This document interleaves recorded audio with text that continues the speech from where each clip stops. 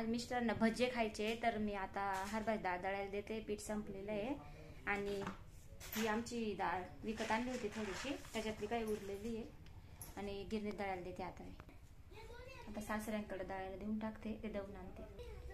तर आता मला संध्याकाळच्या स्वयंपाकाला मी आज लवकर लागणार आहे, कारण मिस्टरांना भूक लागली आहे. ते बोलले काळी रशी आणि भजे कर. आज काळी रशी भजे करायचे मला.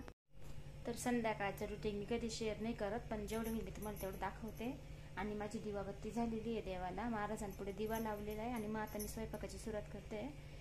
मुलं खेळते म्हणजे भक्ती खेळते, तोपर्यंत माझा स्वयंपाक झाला पाहिजे.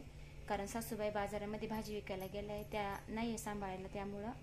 आणि मिस्टरांना पण उठून काही लगेच पळत येत नाही तिच्या मागं. ती खूप हट्टी पोरगी, बाहेरच खेळू राहिली ती.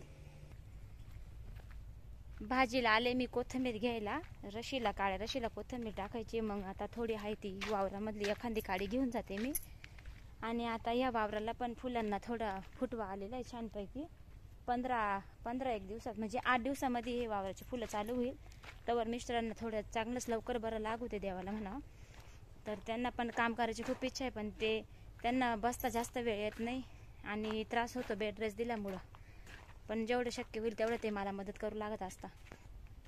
आणि सहसा माझ्या व्हिडिओचा म्हणजे एकदम टायमिंग नसतो. आता मी प्रत्येक जणाची व्हिडिओ बघते ना, एकदम टायमिंगवर यूट्यूबवर व्हिडिओ टाकत राहता, कारण प्रत्येकाला वेळेनुसार ते करायला लागतं. मला खरं सांगू का, शेतीचं काम राहतं, त्यामुळे मला जास्त व्हिडिओ मी बनवते, पण मग जेव्हा टाईम राहतो मी तेव्हा पटकन बनवून ठेवते आणि वेळ बी राहत नाही टाकायला, कारण पॅकिंग वगैरे फुलांची सगळेच कामाचा लोड राहतो.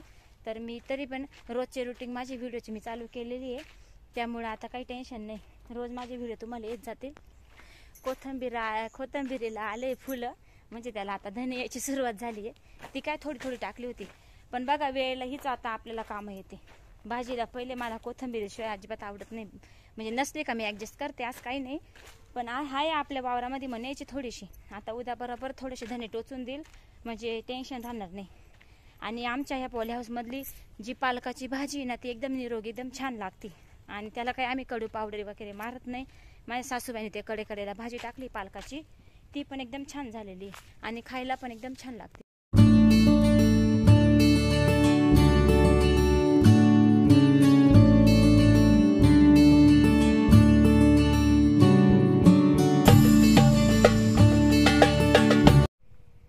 इथं बघू शकता खूप पसारा दिसू राहिला आणि वरती माळा केलेला आहे, त्याच्यावर सामान ठेवलेलं आहे.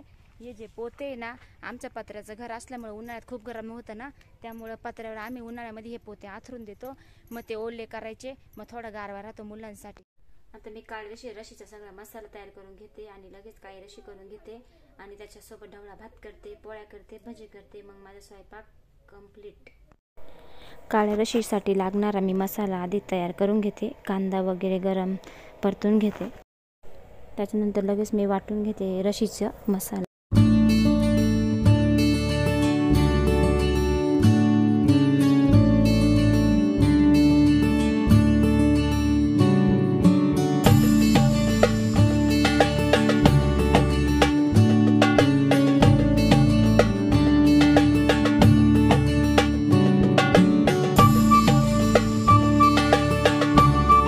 तर माझ्या पोळ्या पण झालेल्या आहे, सगळं झालं आहे.